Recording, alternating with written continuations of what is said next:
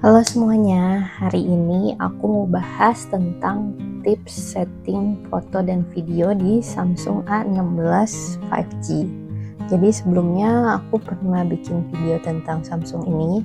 Jadi kalau kalian belum nonton, nanti aku kasih linknya di bawah ini.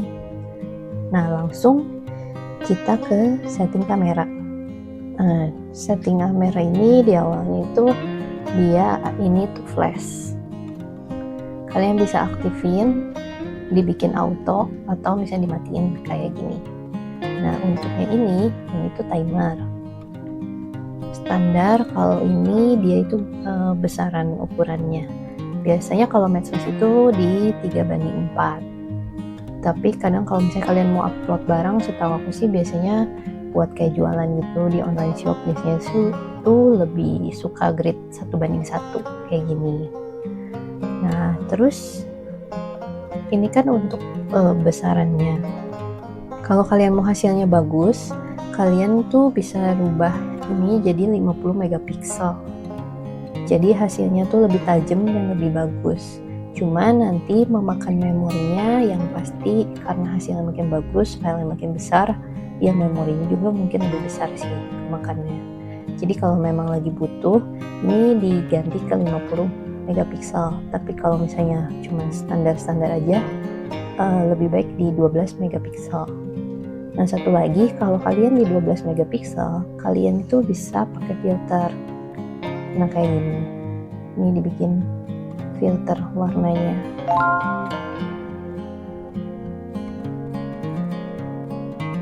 Ini juga bisa ada filter buat face. Nah, tapi kalau misalnya kayak tadi tuh ininya 50 megapiksel, nah ini tuh udah nggak bisa pakai filter, jadi sesuai kebutuhan. Nah, setting apa yang penting? Ini yang pertama itu kalian nyalain ini scan QR code. Jadi sekarang tuh kan banyak segalanya link pakai QR, scan QR. Nah, dengan kalian nyalain ini, nanti tuh kalian tinggal scan aja QR-nya. Jadi buka kamera galeri gini, scan, nanti dia langsung muncul linknya, tinggal diklik gitu. Ini diaktifin.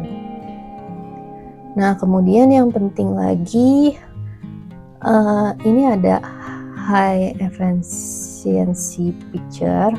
Ini tuh biar supaya ngekompres image kamu supaya nggak terlalu makan memori. Kalau ini sih aku lebih seneng file aslinya. Nah, terus ini juga bisa ada fitur kalau kalian pengen foto selfie, terus nanti ada dulu previewnya gitu, kelihatan dulu hasilnya. Nah, ini bisa aku matiin juga. Nah, ini kayak gini. Ini penting kayak grid lines. Ini lebih baik kalian nyalain supaya kayak gini, dia ada kotak-kotaknya. Jadi kalau kalian ngambil foto atau gambar, itu bisa lebih presisi. Misalnya kayak gini, kalian bisa kelihatan karena dia ada grid untuk supaya lebih stabil. Terus nih kayak misalnya kalau ini warna kuning, ini berarti udah sejajar. Tapi kalau misalnya aku belokin kayak gini nih, ini kan nggak sejajar. Nah, ini dengan ada grid gini membantu kalian untuk mengambil foto. Terus kalau ini aku juga location bisa dimatiin, bisa dinyalain kalau masih enggak. Nah, ini salah satu fitur penting juga. Kalau kalian pengen ngambil selfie gitu, nah kalian ini dinyalain aja supaya nanti kalian cuman kayak gini doang ngasih telapak tangannya, nanti dia otomatis shutter. Atau kalian bisa aktifin juga ini floating ini. Kalau floating itu dia akan muncul tuh. Kalian bisa taruh di mana aja, terus kalian. Kalau aku sih daripada ini lebih seneng yang pakai telapak tangan.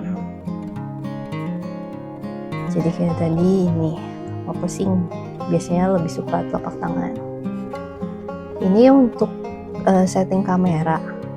Nah, tipsnya sih kalau ngambil foto kayak gitu, ini juga kan bisa nih kalian mainin jadi lebih terang, atau misalnya ini jadi bisa diatur sih. Kalau kalian mengambil foto ternyata terang. Nah ini kalian kunci dulu supaya si brightness-nya tuh dia segini, udah baru kalian misalnya ambil foto gitu. Ini untuk foto. Kemudian untuk video ini dia tuh udah ada ultra wide sama dia ada zoom. Cuman kalau misalnya pengalaman aku pribadi, kalau bikin video di dalam ruangan dia satu sama yang ultra wide 0,5 ini biasanya tuh lebih gelap di 0,5. Jadi fitur ini ada bagus, cuman sih biasa aku tetap mempertahankan bentuk dan warna dan segalanya tuh di 1. Nah kalau misalnya kalian ultra gini sih sesuai kebutuhan aja sih, tapi saran aku sih mending tetap kalau ngambil gambar atau video utamakan juga pakainya kamera belakang karena pixelnya tuh lebih besar.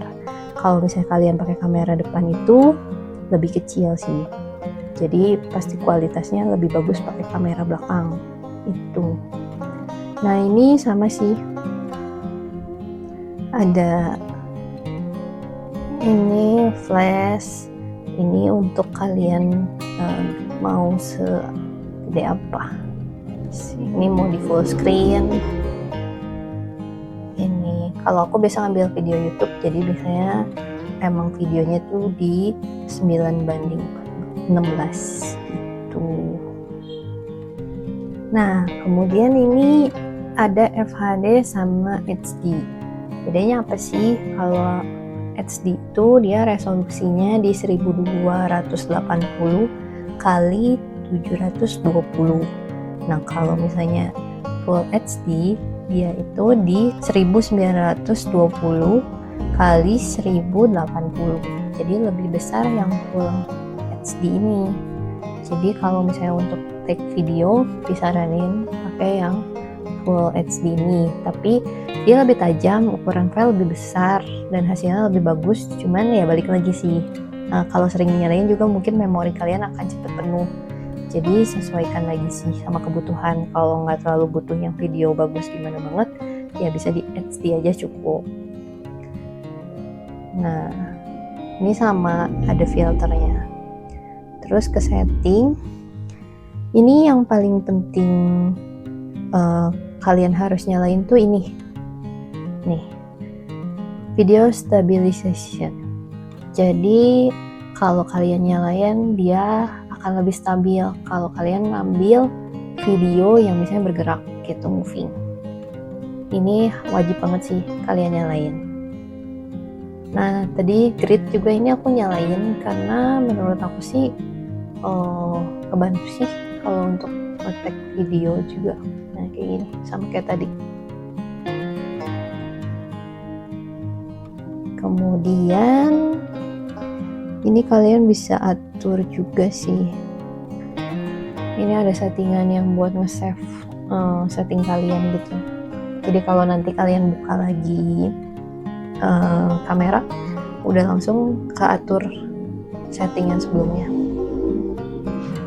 Ini aku nggak nyalain, tapi menurut aku sih memang yang paling penting tadi ini nih, video stabilization ini wajib dinyalain. Kayak gini. Sisanya dia punya juga banyak macam-macam.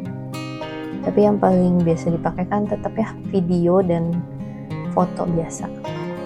Jadi kalau aku rangkum lagi, sebaiknya itu kalau misalnya untuk foto, kalian aktifin gridnya, terus aktifin fitur yang show palm itu. Kemudian ini di 50 megapiksel. Utamakan juga kamera belakang daripada kamera depan. Nah, kalau untuk video, sebaiknya usahakan di zoom 1 aja, timbang kalian nih kayak gini.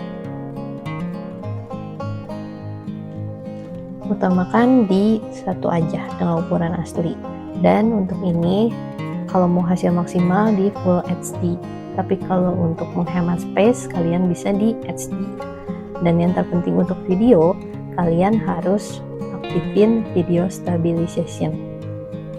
Gitu aja sih tips dari aku. Kalau kalian punya tips lain atau misalnya kalian menemukan pengalaman supaya settingnya gimana sih lebih bagus lagi gitu. Boleh dong kalian komentar-komentar juga supaya nanti yang nonton bisa dapat insight baru.